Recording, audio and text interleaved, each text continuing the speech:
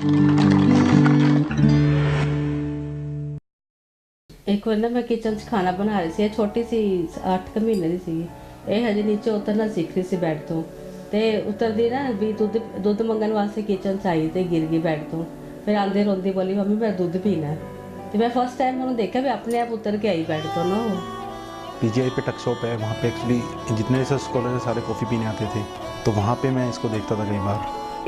अमित का पूरा एक गैंग होता था जो कि बस वहीं पे बैठा रहता था।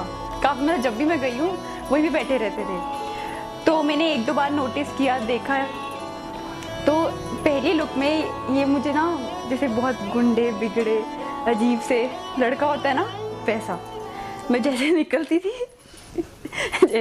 थी एक तो मुझे डर भी लगता था, मैं बहुत कॉन्शियस हो जाती थी। फिर क्या हुआ कि मैं जा रही थी कॉफ़ी लेने के लिए, तो ये किसी को बोल रहे थे बहुत ज़ोर से, और मैं मतलब कि मुझे था कि मेरा टक्कर हो सकती है, मैं धीरे धीरे साइड पर होगी, तो पर फिर भी हल्की सी टक्कर होगी। मैंने कहा क्या है ये, आपको देखना नहीं आता? तो कुछ बोला नहीं, कुछ नहीं, वो आगे चले गए। वहाँ से फिर बात कभी नहीं हो पाई, जस्ट आई कॉन्टेक्ट होता था। Then I send her request on Facebook. फिर इन्होंने मुझे फेसबुक पे रिक्वेस्ट भेजी। मैंने पहले एक्सेप्ट नहीं की, काफ़ी देर तक पड़ी रही। फिर एक बार मैंने एक्सेप्ट कर ली। देन मैसेजेस पे बात होनी शुरू हुई। काफ़ी देर तक हुई बात। He asked me for my number, मैंने नहीं दिया। मैंने कहा मैं नहीं देना। तो वो फेसबुक चलाकर बैठी थी और ना ऐसे लाइक कर रही थी पिक्चर्स। तो मैंने कहा ये कौन है? तो बोलती कि मेरे कोलीग है, मेरे साथ पीजीआई में ही है। मैंने कहा चल बता, सच बता कि क्या बात है। तो बोलती कि हाँ मतलब ये है कि मतलब पसंद है मुझे, तो अच्छे हैं, गुड लुकिंग है ना, देख। तो मैंने प्रोफाइल पिक्चर देखी, मैंने कहा हाँ हैंडसम तो है। बस फिर मुझे पता लगा, फेसबुक से बात स्टार्ट हुई। फिर मैंने कॉफ़ी के लिए पूछा। देन फिर कहते चलो ठीक है, नंबर नहीं देना तो आप लाइब्रेरी से कुछ कदम चलकर कॉफ़ी पीने तो आ जाओ। सिर्फ फर्स्ट टाइम हमने नेस्कैफे पे कॉफ़ी पी थी। तो ऐसी सिचुएशन थी कि हमने बस कॉफ़ी ली और वो भी सामने खड़े, मैं भी सामने खड़ी हूँ। हमने बस एक बार पूछा और कैसे हो? हमने कहा ठीक है बस, और कोई बात नहीं हुई हमारे बीच में। 5 मिनट हम कॉफ़ी पी रहे हैं। Then we met in sector 10 Java Days. That is the palace. वहाँ हम हर वीकेंड में मिलते थे, every Sunday 5 o'clock sharp to 3 hours के लिए दोनों गप्पे मारते थे वहाँ पर बैठ के। फिर धीरे धीरे एक दूसरे के बारे में बहुत कुछ पता चलता गया, सारी बातें खुल के सामने आई। देन मुझे अंदर से फील हुआ कि yes she is perfect for me. And one thing जो वो कभी मुझे लाइफ में एक ऐसी लड़की अपने साथ चाहिए थी जो कभी फोर्स ना करे। I am a kind of free bird, games के लिए दोस्तों के साथ। और गुरजीत ने कभी ऐसा कुछ मुझे रोका भी नहीं। मुझे गेम्स खेलने हैं, यस आई एम फ्री। मुझे दोस्तों के साथ जाना है, पार्टी करनी है, yes I can go any time anywhere. Then finally at the same place मैंने उसको प्रपोज़ किया फॉर मैरिज। तो बोलते हैं कि आपका शादी का क्या प्लान है? मैंने कहा प्लान तो बन ही जाएगा जब मम्मी पापा ने करना होगा। तो अभी तो मेरा कोई प्लान नहीं है, अभी तो मैंने अपनी PhD कंप्लीट करनी है। कहते अच्छा, मैं ये नहीं पूछ रहा, मैं पूछ रहा हूँ मेरे साथ शादी का क्या प्लान है। तो मैं भी डरा हुआ था, वो भी डरी हुई थी बोलने के बाद। बट उसने उस टाइम पे कुछ नहीं बोला कि ओके आई विल थिंक।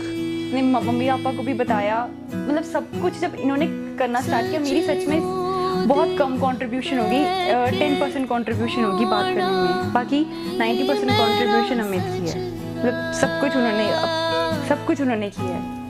तो ये था मेरे लिए एक मोमेंट कि हाँ, तब मुझे रियलाइज़ हुआ कि yes he is the one. भी हम मिलते थे, बातें करते थे, मुझे हमेशा ऐसा लगता था कि मैं अपने आप से बातें कर रहा हूँ। जो मेरी हैबिट्स हैं, जो मुझे पसंद है, सेम सब कुछ उसका सेम था। तो कई बार ऐसा हुआ कि जो मैं बोलना चाहता हूँ सेम टाइम पे वही बोलना चाहती थी। तो कोइंसिडेंस कह लो या anything which you want to say. But फिर धीरे धीरे मुझे रियलाइज़ हुआ कि यस यार, मैं लाइफ में यही चाहता था कि जो मेरी वाइफ हो बिल्कुल मेरे जैसी हो। मुझे उसको कुछ समझाना ना पड़े, कुछ बोलना ना पड़े। 80% चीज़ें वो मेरे बिना बोले समझ जाती है। सेम केस उसके साथ है, मैं बिना बोले उसकी सारी बातें समझ लेता हूँ, आइदर आई कॉन्टैक्ट और एक्सप्रेशन जो भी है। तो बस फिर फाइनली मैंने सोचा कि इससे बेस्ट कुछ नहीं हो सकता मेरे लिए। And finally I propose her. Hyper है मेरे को, गुस्सा मेरे को बहुत ज़्यादा आता है। गुस्सा बहुत करदी है। जब मन भी जाती है ठंडी, बिल्कुल सुभाव को ठंडा कर देती है। शायद भाव आया मेरे अंदर समझाना। कोई भी प्रॉब्लम होती थी मेरी, मैं जिस टाइम बोलती थी उसी टाइम मेरी प्रॉब्लम सॉल्व करते थे ये। जो सबसे ज़्यादा मुझे उसके बारे में पसंद है वो ये कि जब भी हमारी लड़ाई होती है वो 15 मिनट से ज़्यादा नहीं होती। या तो वो आके बात कर लेती है या मैं आके बात कर लेता हूँ, क्योंकि ना तो वो रह पाती है बात किए बिना, ना मैं रह पाता हूँ। सबसे अच्छी चीज़ है ऑनेस्टी, जो सच्चाई है, ऑनेस्टी है, वो सबसे अच्छी चीज़ लगती है मुझे। जो हम अभी भी बातें करते हैं कि आफ्टर मैरिज हम कभी एज ए हस्बैंड वाइफ नहीं रहे। जैसे हम फ्रेंड थे, दोनों बेस्ट फ्रेंड थे, हम वैसे ही रहे लाइफ में। उससे क्या होगा, जो उसकी थिंकिंग है मेरी भी, कि हम कभी भी लाइफ में बोर नहीं होंगे एक दूसरे से। एक दूसरे को जो भी बोलना है खुल के बोल दो, जो भी करना है खुल के करो। मतलब मेरी जैसी बेस्ट फ्रेंड अब है वो लाइफ टाइम ऐसे ही रहेंगे मेरे साथ। जैसे मेरी सिस्टर को गुस्सा बहुत आता है, तो वो ना मतलब ये है कि बहुत अच्छे से कंट्रोल कर लेते हैं गुस्सा। बाकी मेरी बहन को संभाल लेते हैं, जैसे वो मारती है वो करती रहती है हमें।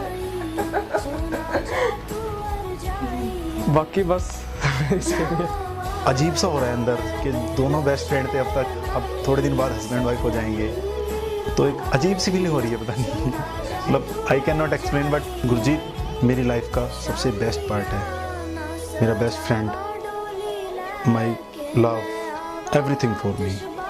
जब भी मैं डिप्रेस होता हूँ, उससे बात हो जाए, उसको देख लूँ, मैं रिलैक्स हो जाता हूँ। मैं चाहता हूँ कि बस हमारा लाइफ लॉन्ग बॉन्डिंग ऐसे ही रहे। बस वही वो छोटे को पिटना पड़ता है, छोटे को सुनना पड़ता है, ये बात है। बाकी बस हमें सारे ऑर्डर देने पड़ते हैं उसकी तरफ से, जो कुछ कहती है हमें मानना पड़ता है। पर ये मानता नहीं है। मानता नहीं, बस वो सुनाती रहती है पूरे दिन, मैं सुनता रहता हूँ। सुन लेते हैं हम बात, और माननी भी पड़ती है, क्योंकि ना मानो तो पता है फिर पीटती है बहुत। सब कुछ बचपन निकले और मम्मी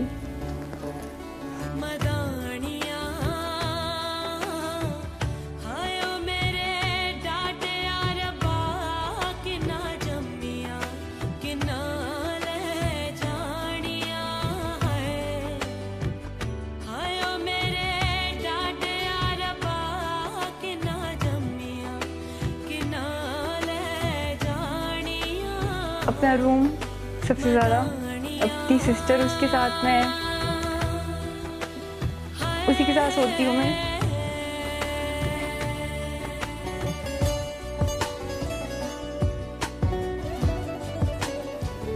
बहुत लड़ाई करती हूँ, बहुत ज़िद्दी हूँ मैं, बहुत ज़्यादा, बट स्टिल मम्मी पापा सब कुछ मेरी बात मानते हैं। आज तक कोई भी चीज़ पे उन्होंने मना ही नहीं की है।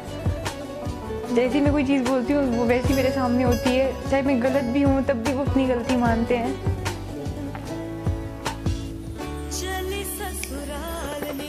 हर एक चीज़ में सपोर्ट किया उन्होंने, चाहे मैं नहीं इतनी सपोर्टिव, पर वो लोग बहुत सपोर्टिव हैं। मेरा भाई, मेरी बहन,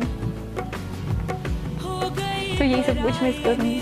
पता नहीं वहाँ पे घर पे तो वो भी बहुत अच्छे लोग हैं, बट अपनी मम्मी पापा जैसा कोई नहीं। दूसरा है लकी, एक तो पूरा दिन व्हाट्सएप पे मत लगी रहे, नहीं तो मैं फ़ोन तोड़ दूँगी उसका। और पढ़ाई पे ध्यान दे, जैसे एक मदर ट्रीट करती है तो उसी तरह वो ट्रीट करती है। और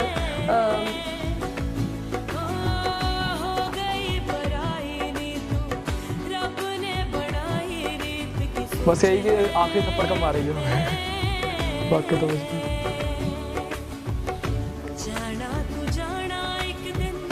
बड़ी सिस्टर है तो बट ऑब्वियस मिस तो करेंगी। ये बस ये बोलती थी कि मेरे से ज़्यादा अच्छा बन के दिखा के पापा कुछ करके दिखाओ, क्योंकि मैं पूरे दिन वैसे ही लगा रहता हूँ उस पर।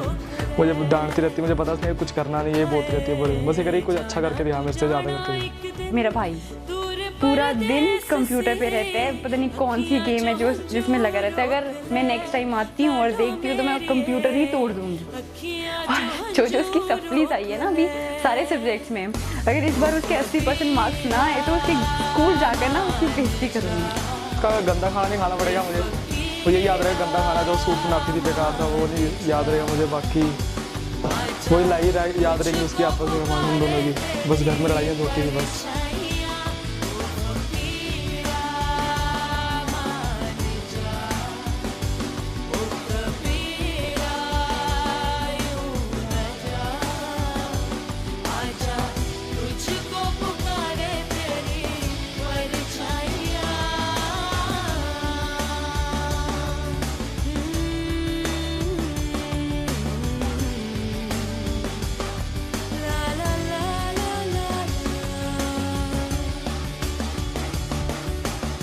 बस ਇਹਦਾ ख्याल रहेगा पिछों भी ठीक रहे, क्योंकि अपने आप तो कुछ करती नहीं काम।